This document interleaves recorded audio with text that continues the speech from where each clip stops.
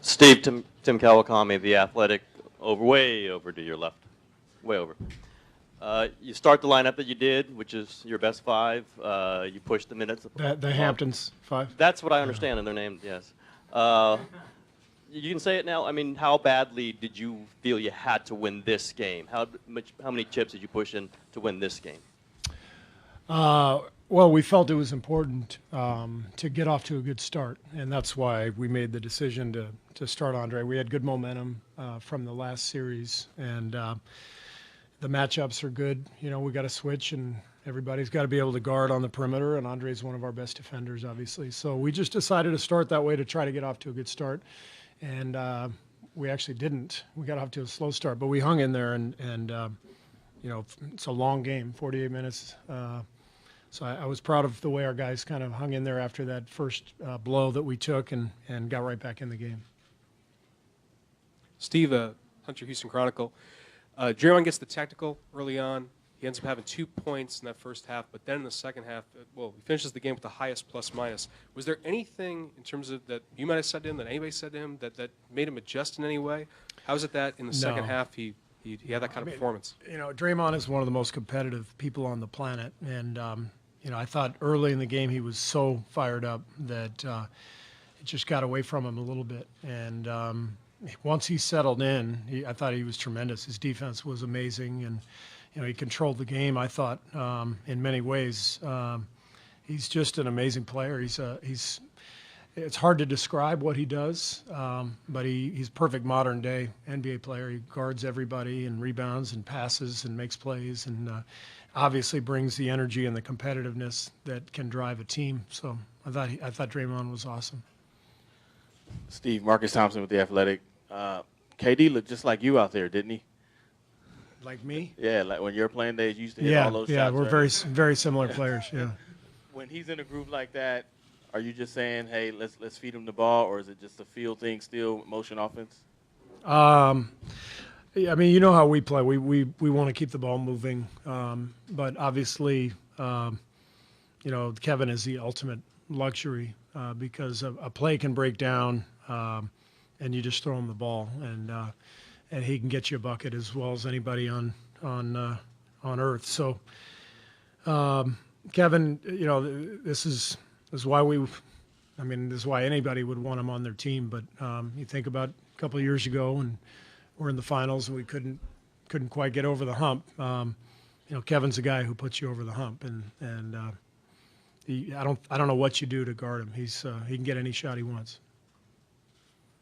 Steve, Mark Medina, Bay Area News Group. What do you think was the key for the guys to be able to withstand all the elements with just Houston being who they are, the start they got, and obviously being on the road?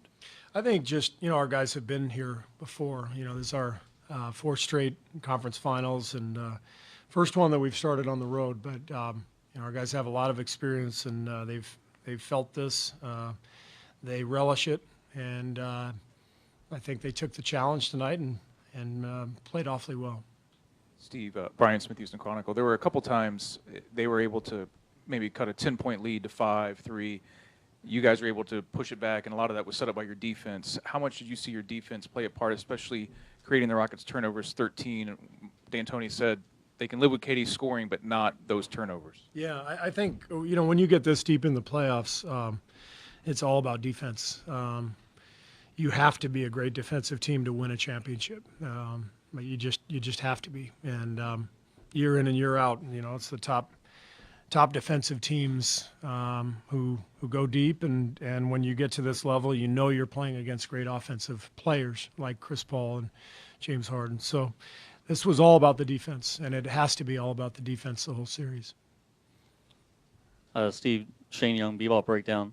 How'd you feel that Steph attacked in the first half, particularly? How'd you feel he looked? I thought Steph was good. I thought he was very patient. And I think that's important. He only had one turnover in the game. He had 8 assists. I thought he managed the game really well. You know, I think his best is still to come. You know, that's what's encouraging. He played 35 minutes. He made some big plays for us.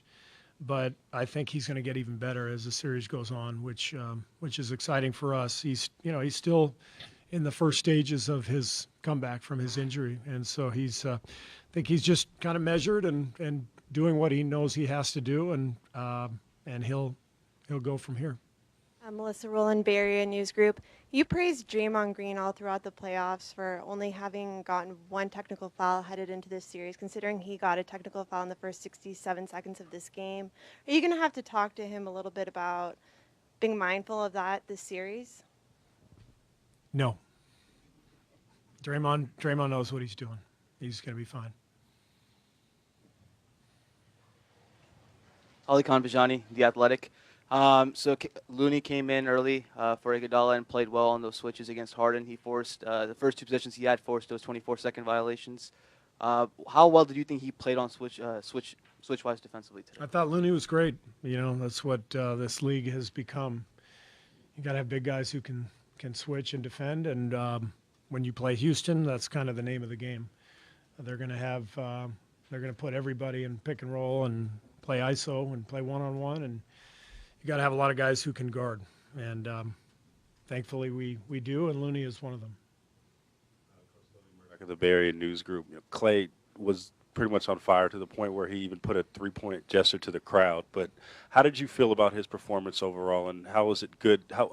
How much of a bonus is it when he's on fire like that? Yeah, I mean, Clay is he's a machine. He just comes to work every night and defends and makes shots and moves without the ball, and he's a great basketball player, great two-way player. And in this series, he's got just a huge responsibility, guarding Chris Paul, James Harden, whoever, and still making shots at the other end. But that's what Clay's been doing for us for years. Hey, Steve. Phil Barber, Santa Rosa Press Democrat. Nick Young got some big minutes, made some big shots in the first half. Did you expect those minutes from him? How much did that evolve as the game went on, and how much of that was based on pretty good performances by him against the Rockets in the regular season? Yeah, Nick played really well against Houston during the 3 games that we played in the regular season. He was it seemed like he found a lot of open shots against them, and obviously, if he's making shots, then it relieves a lot of pressure off of our main guys who are handling the ball. So, I thought Nick's minutes were important for us. He did a great job. He's a good matchup defensively. He's got size and strength, and like I said, I thought he came in and really gave us a big boost. You guys got a bunch of wide open threes in transition. How much of it, especially against this team, is telling your guys push it quick in transition, not only after turnovers, but it seemed like when they missed layups at the rim, you guys get advantageous breaks the other way? I think we have to push the ball in transition because made or missed, if we can push it and not let their defense get set up, that's important for us. They have a great defense. They really got better this year defensively, and when they can go to the line and slow the game down, and we're playing in the half court, it becomes a tougher game for us. So if we can get stops, or even after made baskets, we want to push it ahead and try to get some early offense. Steve, Mark Schwartz with ESPN. Kevin played 40 minutes tonight, but it looked like he wasn't happy. He wanted to play maybe 48 minutes. What did you hear from him in the third quarter, and just generally, what did you see about his competitive spirit? He mixed it up a little with Paul at a sideline play earlier in the game. Kevin's never happy when he comes out of the game. No matter when I take him out, even in the preseason, he's upset if I take him out. So, he wasn't real thrilled, and I probably should have left him on late third. He was going pretty well. I knew I had to get him some rest at some point, and as soon as I took him out, they went on a quick run, and so he was not thrilled, but he came back in and got us on track again. Thanks.